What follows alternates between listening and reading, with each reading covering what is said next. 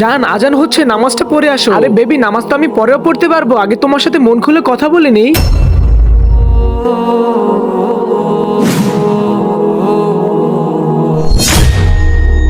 আরে ভাই, গুমশুদা নামাজি আবার কারা? আরে আমরা কিভাবে জানবো? ফালো এইসব কাগজ। ভাই দাঁড়ান, এই কাগজটা নিন।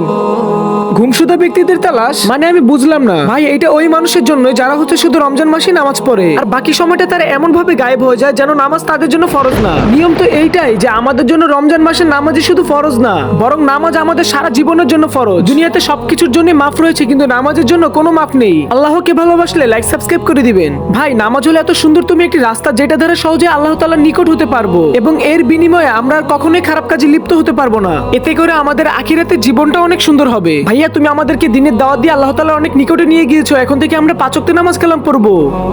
আল্লাহ আমাদেরকে 5 ওয়াক্ত নামাজ পড়ার তৌফিক দান করুক, আমিন।